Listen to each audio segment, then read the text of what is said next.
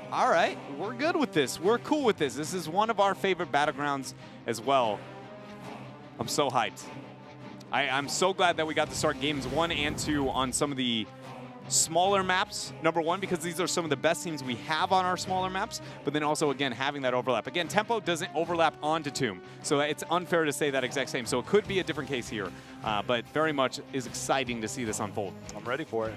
I think HeroesHearth sitting 5-2 on this battleground. I believe Tempo is still undefeated on this battleground, so you're right. Both of them very strong in this. It's going to be a true test. And again, after what we saw in draft number 1, a Tassadar ban, a Gul'dan ban on the side of Tempo Storm. Obviously, they've picked up a few things in scrims, but is there maybe some more tricks? Phoenix, Hanzo, I think both still have to be highly considered here. Thrall is now a thing that we have to be considering on that off lane as well. Dahaka has a lot more value on this map, so he's probably going to see some kind of attention from either one of the teams. But I will say, I think that there is a lot of question marks when looking at some of the draft decisions, I feel like, on the side of Tempo Storm in that last game. One thing's I don't want to say for certain, but definitely got to be answered here is, does Medivh even risk being let through? Because I would argue, I feel like Tempo Storm kind of got all kitty wampus on the top half of their draft with that, purely based on that Medivh being let through, not knowing how to react appropriately, commit to the damage, or do you go with the wave clear? Yeah, it's kitty wampus. What is kitty wampus? I don't know if that's a Penfold classic or if that's like an actual thing at the Midwest, but that was what, when I was raised in, you take a photo and it's slightly off in the OCD and it's really bothering you, and you describe it. You don't say it's crooked, it's slanted. It's just it's a bit kitty wampus. It's just off, It's kind of like J-How. If I was to describe J-How's personality in a, kind of one word, kitty wampus is pretty close to encompassing the entirety. Go from a bargain friend to a kitty wampus. Starting to hurt and stuff. Well, Dreadnought, you said maybe potentially targeting that solo. Now, Dahaka, first ban here. Where does Blaze sit? Probably stop at the draft now that we see Dahaka banned out. First pick worthy is the big question. I don't know about that. We'll find out. Now, Medivh or Maiev are going to get let through, so that is something to consider as we go forward.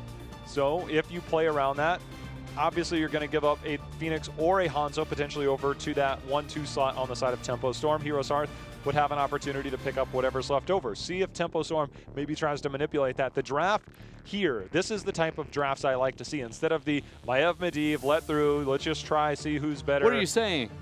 Draft strategies are very actually a here. thing, yeah. No, I agree with you. I'm on the same boat. I've been a little disappointed with how consistent our bans have been on the top half and lack of creativity to try and be like, yeah, if you're going to commit to that, we can punish that. Honestly, up until Simplicity the last years, I feel like I haven't seen that in a majority of drafts in NA, but it's still here, carrying over to HeroesHearth and Tempo. They're going to ban out the Medivh. Maiev, first pick there. Arthlon going to lock that in pretty quickly. Phoenix, though, he's an option. He's let through. Both Phoenix and Hanzo are let through. Again, I think HeroesHearth is going to be more than comfortable with whatever comes through. I do say that if Hanzo doesn't make it through to HeroesHearth, there is a high probability they might just go back down to that Jaina route. So Jaina has been a very prominent hero for them over the last week plus on the side of HeroesHearth. Forgetting Hanzo. I mean, ever since he took that L on Hanzo, he's like, wait a minute, I don't know if I love him as much anymore. 17-1 now. It's just one of those, one game. I joked with him afterwards. I was, is a Hanzo, and he was like, "No, I think he'll still be here." And then look he just threw it away. He baited, baiting us all. Tempo, do they blaze? Do they offlane, even in this rotation with the Dahaka ban? I think so. I think you have to. Purely based on the fact that that has been a concern and a focus for a lot of the teams. We even heard HeroesHearth admitting a little bit towards that. We'll find out though. Phoenix, Blaze. So they do commit to that, and then having that backline Phoenix within the 4.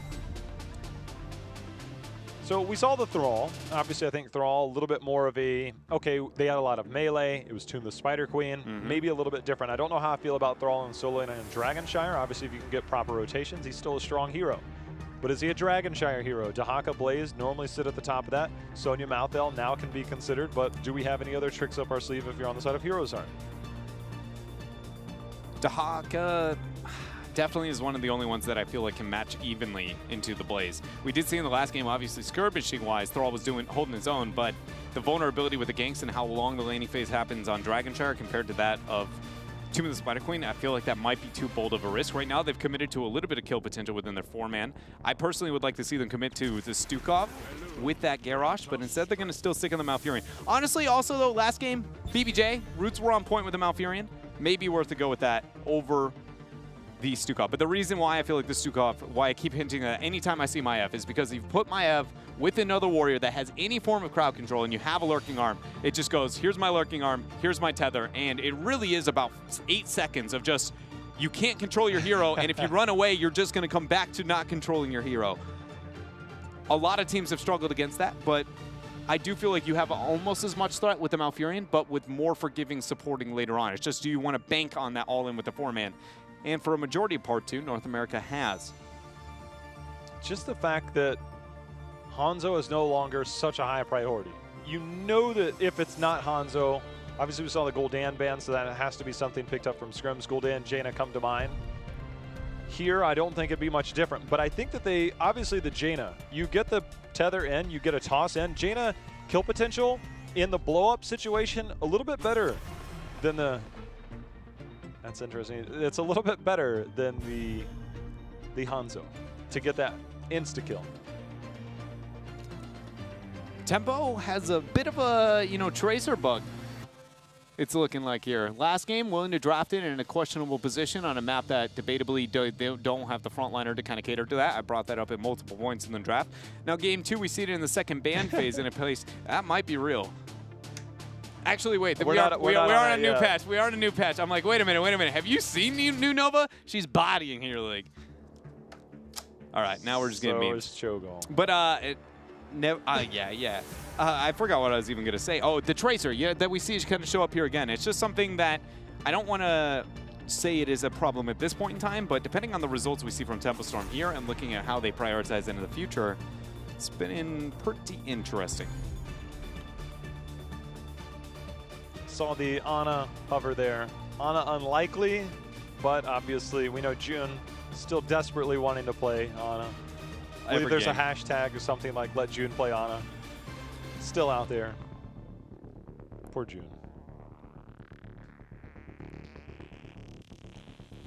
Tempo, they got Phoenix. Right? We got the front line. I don't know if we'll see Johanna again. Tyrael comes to mind, especially when you see Garrosh on the other side. Saw a little bit of a Nubrak play earlier against the Garrosh. So, a couple things that have mobility, maybe the unstoppable part. We'll see if Tempo Storm wants to go down either of those routes. To be honest, though, Tempo Storm hasn't been the most fearsome team in North America with Tyrael play, in my opinion. Especially when you look at the other side. If I'm Ishbu and I go, this series comes down to who's the better Tyrael trade and who can prioritize it and pick it better, I definitely feel like I've fallen on the winning half of that. They commit with the Johanna still. This time I would argue it's a bit different than the last draft. Not only because we don't see the tests that are banned out, which isn't going to be our last pick, but it's still, if you commit to that playstyle, they have 2 backliners that play that slow playstyle. Blaze is the backliner that or offlaner that caters to it. It's very difficult to move into and team fight against Tempo Storm with this type of draft. Whereas the last game, again, we talked about it, the back and forth between the two. Hanzo Phoenix. It's on good. The same team. It just clears waves. It does a lot of damages. I wonder if we might get the auto attack to deal with the Garrosh, the armor reduction, and then just pepper away at the big giant on the front line that is known as Garrosh, or whether we'll get the scattering arrow build, which sometimes tends to win out here on this battleground. We'll see, but HeroesHearth, obviously, they still got to decide who's going to be that primary damage dealer. Is it going to be the Jaina into this style of composition? Haven't considered the Junkrat, but might be something they bring out. Instead, it's going to be a Chromie. The old Chromie showing up here in North America. Man, this is an interesting lane setup now for HeroesHearth Esports. But I will say, this is another moment where HeroesHearth Esports is willing to adapt their draft on the fly based on what they expect to see within the laning situation. And it's pretty clever. Not clever as much as it is just willing to not play rigid and play overly standard. They go, wait a minute. If you're going to commit this much, how do we react to that? And then what they're essentially doing, putting Thrall in the offlane with the Blaze like they had in the last game. But then they go, wait a minute, Armaev, Garrosh, Malfurion, we don't know if we can trade into the front line of the Hanzo with the wave clear, with the Phoenix the wave clear, Johanna in that front line. How do you make up for that? You commit, a 1-3-1 style where Chromie can slow all the siege consistently. My disdain for Chromie games lately has been building. Yeah, well, is it as high as mine for Taronda? Well, Chromie, you look at this. Maiev, Chromie, they're not siege monsters. Thrall might be your best. So even if you get a pick or two, which Chromie specializes in getting a pick or two, you start to run out of, okay, now what do we do? Because your options are far more limited, I think, going forward. As we see the Rhaegar pick up there for Tempo Storm. You've got to be very accurate, which we know Crowan can be. And you've got ranged heroes, and so Chromie makes sure that she doesn't get put into that range. But I think that when I look at this, if you can get Maiev to tether a few people into like a Garrosh throw or even a Garrosh slow right around there, it has to require constant combos of the Maiev Garrosh into Chromie. Chromie landing raw skill shots, not always the easiest. But if you can start to tether people in, bring them in, you have a target. That's hard to do for an extended period of time. They're more than capable. This is HeroesHearth, a team that specializes in basic ability combos, but it is still a very high skill cap. I agree with you. I think that it definitely is going to be not the easiest composition to run away with in the world. But I will say, in kind of a vacuum, maybe in a bit of a perfect world, Chromie has been an extremely effective, especially in the Holy Trinity meta, deterrent towards this kind of sieging playstyle. Tempo Storm is the most dominant team in North America on Dragonshire, and a lot of the reason for that has been through that bottom lane pressure. Chromie is one of the few heroes that, if done right, and everything else is catered to, the macro play is there, and you make up for it in your draft, I think can slow down Tempo Storm possibly It enough. requires the slowing sands, though, right? I don't think it does 100%. I think it's definitely a nice touch. I worry because we've got Bunker, we've got Johanna's Unstoppable, we've got a Cleanse. I wonder, I'm sure Warp at some point if you get hit with the temporal loop. I guess if you warp out at the last moment, you're... If you warp right as it kind of ticks and teleports you over? Yeah. That's a good question. I feel like the answer is it probably pulls you back still, but maybe not. I don't know if that's a technical iframe because like a lot of teleports, I guess not a lot of teleports can actually dodge Tracer's pulse bomb, so it actually might be a total iframe. Only one way to find out, Dreadnought. Try mode, boys. Oh, I just meant watch this game. Oh, okay. I guess you could do that too. Although I don't expect it in this game. Kron, he's under assault a little bit. He's going to have Psalm put out the damage. Kind of wondered who we might have. You know, Psalm's played a fair bit of Hanzo, but now Phoenix is here. You know, they've obviously swapped out that role at multiple points. Ishbu actually is a bit far out here. Able to make it out for now. I thought for sure there would be enough pressure. And look at that. Galarong actually is dominating when it comes to the minion wave well enough to cater towards middle. And already you got to be asking yourself, when is HeroesHearth going to be able to kind of slow down this laning situation? Yes, they do have the Chromie over the bottom lane, again, to kind of stop the advance, but Tempo is spending this time to back out, clear the wave on bottom, win the wave on mid. They're winning the wave on top, and they're taking Giants at the exact same time. There's no way you can have this kind of dominance over this many fronts on Dragonshire and this early on and not feel absolutely great. This is a moment where HeroesHearth have to figure out, you know, with this Chromie composition, what they want to make happen. Normally, I'd say I think Arthlon has a burden of focusing on the top lane a little bit higher because he is their highest kill potential. But now that the double giant invade is happening fast here for Tempo Storm, it's taken so long for them to get these Knights, Dread. Yeah, their wave clear on this has been suboptimal. And Tempo double camps, and that is a huge victory. Tempo just bought themselves 45 seconds of whatever the heck they want on Dragonshire. Double camp is going to require a lot, and we're going to see potential siege here as we see the shrines being activated by both teams. But Chromie can drop bombs, but it's not enough to clear the likes of this, and now they've locked on to the structures. I guess Ishbu could always toss one in. That's going to help a lot. Still half a front wall. That's pretty One more rotation. That's going to be worth a lot of experience. Does come at the cost, though, on the top half. Or Tempo, or excuse me, HeroesHearth Esports actually able to gain more out of this. This is curious. This is a moment where I would argue Tempo did have a lot going for them on the bottom half, but because they didn't fully commit to that nor commit to this anti-siege on the top half of the map, somehow HeroesHearth Esports actually got more out of that rotation than Tempo Storm. Stalled just a tiny bit. We'll see how it goes. In the near future, as we see Crone, he's going to hop on, dodge a little bit of damage there from Fan. Chromie sitting at 14 stacks, obviously trying to make sure that you continually hit those Qs and you double up and keep going. So every time you hit one, as long as they're consecutive, it doubles up, counts as 2. So we hit 16, missed one, we'll reset that counter. Chrono's Sickness is going to help with a lot of control over that bottom shrine on the side of Chromie. Both shrines now picked up here for HeroesHearth Esports. Collapse over the mid, forcing the teleport there from Psalm. Glaron going to secure the top shrine. No Dragon Knight option there for Ishbu. 2 versus 2 on bottom continues. Chromie, there's the slow, there's the roots directly in. We did go Vengeful Roots, so June ended up eating quite a bit of damage there, but Crone, he's not going to be able to escape as Psalm, he comes down, gives a little bit of support over to Tempo Storm and his friends, and that's going to be first blood. Yeah, very good job from Tempo Storm. Thrall holding its own here on the Blaze on the side lane. Legitimately a large reason why you're going to see that Thrall probably picked out through the rest of the series to trade into the Blaze. It's moments like that that I wish he would go Maelstrom Weapon. Blood for blood, way too much to pass up, but Maelstrom Weapon, I always wonder, it's an uncapped auto attack talent. Every time you auto attack with your Wind Fury is active, it increases your auto attack damage. It's uncapped. It's a lot of fun. I mean, yeah. I love uncapped skill talents. I love uncapped ones as well. I just don't know if I like it on my E. That's a melee, you know, spell every like 12 seconds. Hold up though, collapse here. BBJ on a bit of an island for now. Doesn't throw down the self root. Almost died there for a moment. Fan of Knives being thrown out. Both shrines controlled by Tempo Storm. They're all doing his best to deter Blaze. Eventually we'll be able to take this trade, but it takes a hot minute. Reclaiming control is that of HeroesHearth as they manage to take over this bottom shrine, at least momentarily. You can see Chromie and team still trying to stack up here. On top though, Thrall gonna get caught out by that jet propulsion. Fire coming out a little bit later there from Glaurung. Don't know if he had it off cooldown, but that single-handedly is enough for him to survive. Wow. I do wonder if you would have switched to the big AoE attack, if he might have been able to get one more. Get the splash, yeah, off of the turret. Again, those are things you'll pick up. Chromie's sitting on her heroic, obviously gets it 2 levels early. We'll see, you know, shifting sands, or excuse me, slowing sands, or whether we'll get the temporal loop. I think it's going to be slowing. I feel like it has to be. I mean, bunker can, you just hop in a bunker. You can't be Johanna Unstoppable, Cleanse, Phoenix Warp. Just way too difficult. There's the slowing.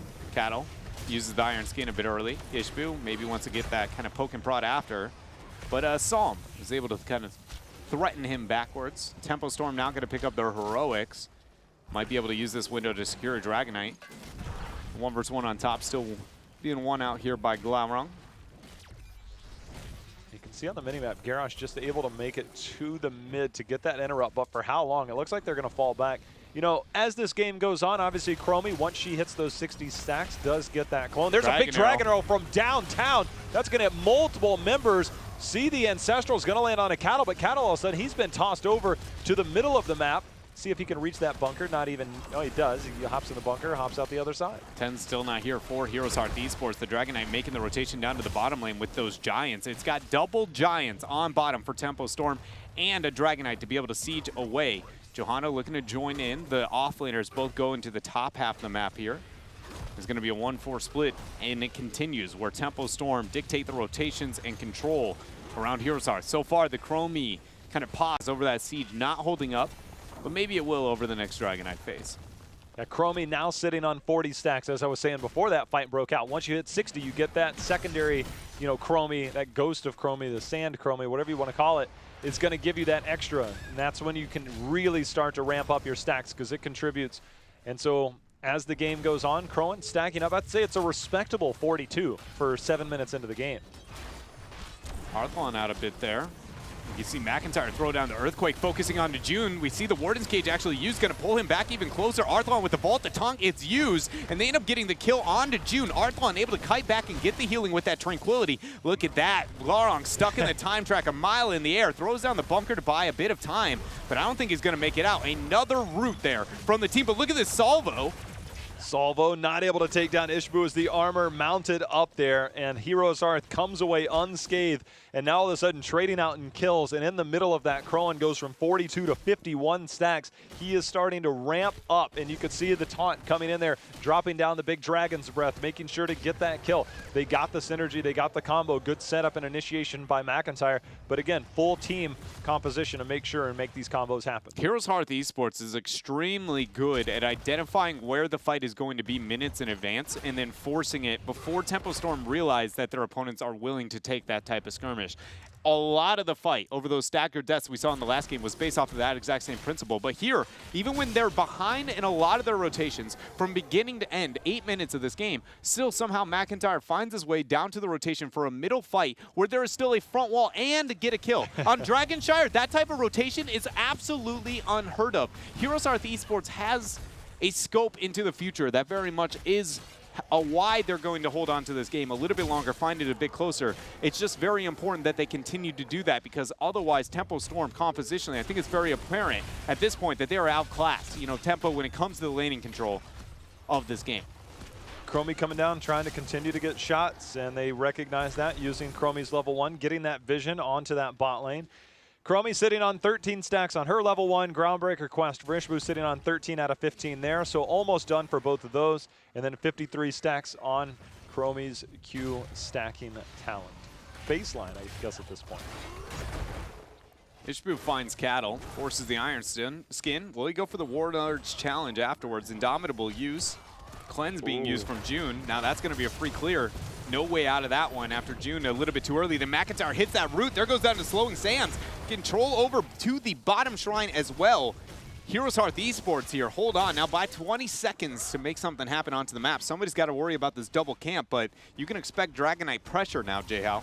Things working out well. They used that night camp to force a response in the top lane, but this did get some damage done. But the fact that HeroesHearth was able to go down, you could see the Indomitable making sure that he could walk past any deterrent, but he just couldn't quite close the gap. It actually didn't quite land because he threw out his Groundbreaker. Then he's like, wait a minute, all right, what if I just taunt you? And then they had enough damage after that. But to get the June as the consolation prize as well, kind of double up, was very well done. And being able to identify that they need to move past that and then force the fight onto the objective, denying one of those two shrines at the same time as getting those picks. That's what I'm talking about with this looking down the road into the future for HeroesHearth Esports. They end up picking up the Giants now for themselves. Likely that next futuristic fight will be on the bottom half there, over the defense over those Giants for them. Depends on all what happens with the top lane, though, and how best can Thrall kind of prep that, because Thrall doesn't have the wave clear advantage over the Blaze whatsoever. He just has the skirmish capabilities to remain there. So when it comes to prepping the map, not nearly as good as Blaze.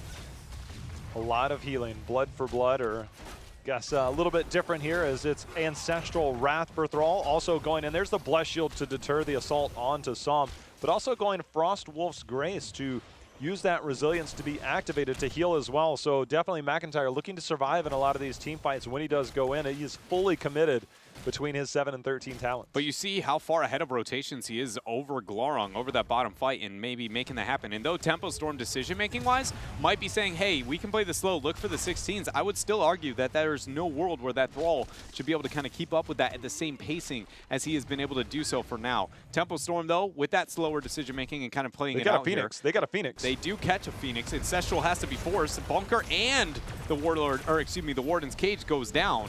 Phoenix is still BBJ in there. He is low. He has no shields. BBJ running for his life, uses the ice block. Saw him in the middle of this. We're going to see if Arthlon and team can make something happen, but the warp over has saved Psalm for now. That's not going to be the same set as Maev is going to be the first to fall in this fight. Slowing Sands still has it in there, and somehow on the backside of this, a Dragon Knight picked up as well. Yeah, Arthlon, or excuse me, McIntyre actually made the rotation over to pick up the Dragon Knight. We'll see if they can get any more kills. If they kill Glorong, this is huge. Glorong moves out from the fire, takes the punt, and ends up going down. This is suddenly HeroesHearth Esports buying not only 4 versus 4 during this Dragon Knight, but the 16 window. Originally, this Dragon Knight was just going to stall out and wait till Arthlon comes back online, but now look at this flank. Psalm from your bottom left of the screen, Dread. He's going to look for a warp opportunity. BBJ is going to be the first focus. There's the first kill. Now Crowing getting ripped through on that plasma cutter without, I mean, that's 7 seconds of a timeout, but Psalm's going to patiently wait each one of those. 5, 4, good night. Going to get the laser there and ends up getting the kill. Ishbu? Yeah, no way out of that for one. Wow, what a great fight there from Tempo Storm. It's actually better if he dies faster there. Ends up surviving for a moment. The boot's going to be there, but the Iron Skin used. It's going to force McIntyre to go ahead and head on back, see if they could bust him out of that Dragon Knight to potentially see if they get a follow-up kill. Not going to do so. Might turn their attention. Arthlon got to be careful on how far he goes forward. But we've had a back and forth here in the last minute or so. Yeah, a lot of that, you know, on the side of Tempo Storm and forcing that initiation within the choke. Well, that was a great play. You know, I will say HeroesHearth committing with the rotation towards making sure that they end up getting up the Dragonite. I can see the argument for that. Arthur maybe out a bit too far here. But past that, you know, it just felt like it's always a curious decision when a team gives up some member to go for an objective, because if you don't end up holding the successful 5 versus 4, that objective almost always gains you near nada. Though again, HeroesHearth did get the skirmish to kind of have that opportunity to make it happen. Tempo didn't let up. They never have let up throughout this game. And we find ourselves near even. Back and forth continues. Obviously, the bot lane control definitely in favor of Tempo Storm. So if they get a fight, they can give the next DK. We're looking at keep bot lane, and we know how strong and powerful that lane can be. But now we're looking at double camp, this time on the side of HeroesHearth, as they've now made their way down to the Knights. They have Giants pushing in for them. See if they can double up, maybe get some damage in here. Tempo Storm's on their way, but with Blaze showing top, HeroesHearth can comfortably get this and get this camp. See if we get something. Blaze on his way down, going to be spotted out by Maev. Maybe we get another fight here. Root there from McIntyre. Nothing going to be gained. Slowing Sands being thrown down by Chromie. She's going to make it rain, getting a lot of damage onto Psalm, hitting with a double Q actually, forcing him to get the tap. 71 stacks for Chromie. There's going to be Q the root. again. Psalm forced to warp out, but now they're hovering under this. They still have the umbrella of the Knights. The Siege Giants are going to be here. Glaurung coming in through the bush. See if he tries to get the takedown. Ishbu, the two-man taunt. There's going to be the cleanse directly on Assault. Ancestral's going to land as well. That's going to keep him alive. Bunker has 3 members in it. We're going to see, do they die on their way out? But look at that clump up there with the Tranquility. BBJ and friends healing up so very well. The Salva's going to be thrown out, getting a lot of damage. Tether back and pulling back Glaurung, but he heals up with that oil and fire. 9 seconds out from another Dragonite, and HeroesHearth Esports has themselves set up to at least get a lot of pressure over the Dragonite. Not an instant DK, but definitely kind of that backdoor pressure that you normally can't see over these early stages. It's just how fast can they take the clear over that top lane. They could even make the rotation to take the top 4 for free. It buys a lot of time, and eventually they're going to have to take the disadvantage fight in the top half. But Chromie had 3 traps down in that little Bermuda Triangle of the map, and everybody's going to pass through there. You mentioned the Chrono Sickness getting that slow. So no matter where you path through on there, it's going to be a slow rotation over, not quick enough to get this. But for now, HeroesHearth holds both shrines. Tempo Storm, however, Dreadnought a little bit closer to 20. They're going to have the Night Camp pressuring. Tempo Storm will eventually have to make the rotation towards the top half of the map and deal with those if they're going to lose their fort. So it makes sense to make an aggressive rotation down to the bottom half. Phoenix eventually is making the rotation up. Because the 20 is closing in, I'd like to see HeroesHearth really force on bottom. They find Cattle halfway through rotation. Look at the Hanzo, though. Kind of off in an island there over on the Giants for Tempo Storm. Maev eventually will make the rotation in, claim bottom, but Phoenix matching that on top. Now Tempo displays with that Night Camp I was talking about. This rotation's expected. This is where HeroesHearth needs to be able to force. That scope towards the future that they seem to be able to have, they don't seem to have when it comes to setting up the Dragonite. It's just towards their team fights. See if they can find another one. They did control the mid and bot waves enough to get enough experience to get closer to 20. See if they can find an opportunity. The trap's going down. Ishbu waiting in the wings there in the bush, waiting to see if any member from Tempo Storm will pass through here. There's the vision. Siege Camp is now active. Chromie, just look at that, just depleting the shields. We're sitting at 81 stacks on Chromie. The Dragon's Breath hurts, but now throwing that Q out is super powerful. Tempo Storm, though, get a free rotation to bottom. We'll end up picking this up. They won't get themselves a Dragonite. Chromie has the ability to stall. Maev will be picking up top. Glaurung needs to be very careful here, though, as so many members of HeroesHearth are displayed on the top half of the map. To be honest, I feel like that HeroesHearth was very slow with a lot of these rotations, and they could have found a way to force the hand of Tempo, but now Tempo has 20 advantage, double camp, and they've got the momentum going towards theirs. HeroesHearth, on Dragon Charge specifically, at least in this game, have to find a way to use those camps and make them into a positional advantage in some way, shape, or form. The double camps are enough to give them double channel on the altars. Let's see what HeroesHearth's focus is. Johanna has now gone down to meet Garrosh on the bot, and that's going to leave the rest of the members here. He's going to get the toss off for the moment, neutralizing control, at least for now. Somebody still has to respond to the Siege Giants, Red. Blaze needs to come down. If HeroesHearth Esports is worried about this fight, they needed to take the fight on mid. Making the rotation towards bottom is just going to make it easier with more minions, more vision control on the side of Tempo Storm. See, now Tempo can force. They know Maev is back. They know Ishbu is by himself for now. Worried about those Giants. Now the Giants are going to get clear. It's a full 5-on-5, but Ishbu's already fallen extremely low. There goes the root. The stun ends up landing. Dragon Arrow as well is going to be the focus. Salvo thrown down, but Ishbu's just fine.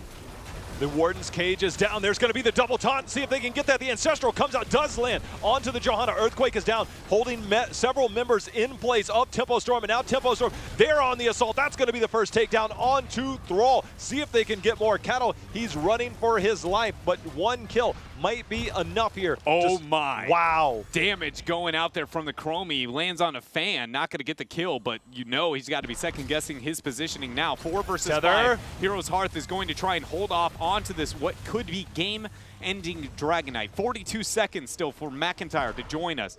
Will Chromie be able to get the stall for Arthlon to take it on top? Stall number 1 not going to work out there with Glarung body blocking, and Tempo has a Dragonite. Their focus will be on the bot lane here momentarily. They're going to clear out this mid fort just one shot away. But remember, these Dragonites count as heroic targets, so Chromie is going to continue to try and stack up, land these, sitting at 99 stacks right now, trying to pepper it down. The DK taking a lot of damage. We'll get the slowing sands here again soon. One thing that does work well is the time trap. Dragonite moving up, still 3 seconds for McIntyre here. Focus on to the keep from Tempo Storm. Flip, Groundbreaker combo. Chromie still throwing out the damage, but Tempo Storm will get the keep. Jet Propulsion not going to land there after that Condemn combo. A little bit of miscommunication between Cattle and Glau. They're trying to see, that's Phoenix in there. They got the root instantly, forcing out the cleanse, and that's going to get the warp. But there comes the big Condemn in from Cattle. He uses the Iron Skin to walk away from the tether. But the Earthquake trying to get the slow targets. They get the root. They're trying to get the follow-up. The bunker goes down. They're sneaking out the right side, and the Salvo in return is trying to hold off Heroes Hearth. Heroes Hearth Esports just took so much damage from that Salvo and the Hanzo scattering arrow against the wall. Gonna eat another one there. They're so weak, so low, but they feel like they're so far behind in this game that they have to force this fight, even though they have really, I mean, looking at HP-wise, no opportunity to take this. Jet Propulsion not going to land. Glarung gets flipped over. Groundbreaker combo. The Laser Cutter gets thrown down. Arth forced to use the Bolt. Not going to get the follow-up yet on his Shadow, and they retreat. Retreat for now. The vision is there, and Heroes Hearth still looking to potentially take the fight. McIntyre.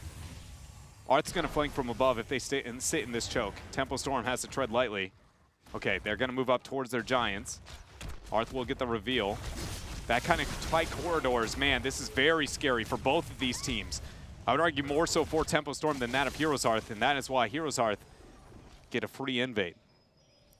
It's crazy. Also, McIntyre with the slowing talent at level 16, it stacks as long as you rotate and hit different people with your Chain Lightning. That's why he's looking for that engage Dreadnought. He's trying to find, can I get there? Can I get a dismount? Because if I get that, I get a slow, and maybe that's enough. Using that Wind Fury, that movement speed, then following up with a root on his Wolf. He's trying to make plays. He wasn't able to close that gap, but Heroes Hearth definitely using all the tools that they have despite being a keep down.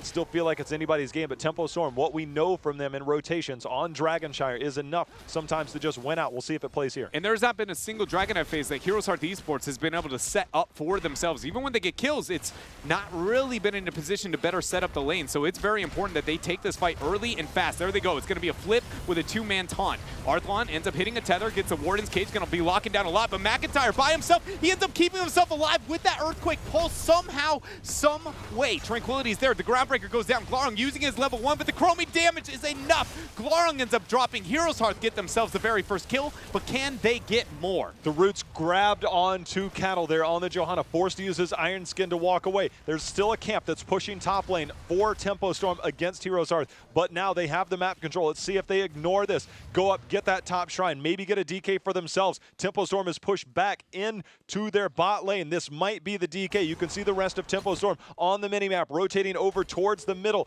There's the vision going down. Heroes Hearth, see if they can get it. Dragonite achieved. It's going to be Ishbu in there. Very little peel for the backline, knowing that Ishbu is in there. Chromie does have the opportunity to get timeout. Malfurion with the Ice Block. Bolt is available on Thrall. But you know that Tempo Storm, whenever they get Glarung, there's going to be a Condemned Blessed Shield Jet Propulsion combo that comes out with that Dragon's Arrow. They're going to get the all-in, knowing that they can capitalize again on that lack of front line. I almost feel like Heroes Hearth has to win here. That top keep might not be for long, and being down, neutralizing bot lane is good. I mean, obviously they want to get the keep. Maybe they go for more. Chromie damage. See how much can stack up here. Psalm eating big damage there from Crowan. Now the keep is down. Cattle getting on the backside. The boot in. They got the root. They got the follow-up. Cattle takes a lot of damage. The DK, though, starting to fall as well, Dreadnought. Great job by McIntyre to make sure he ate that jet propulsion. Only man to be able to wear it. Tranquility already used before they make it to the core. Bunker's going to be dropped. Psalm starting that back over there on the Phoenix. He will be able to make it back for free. Kick over onto Fan. HeroesHearth now making their march up towards the core, just now focusing on it. That's very, very late to be focusing on this. Arthalon goes in. Ancestral Healing connects there onto Psalm. They have the taunt available now that Ishbu's revealed. They go for Glarong to flip the taunt.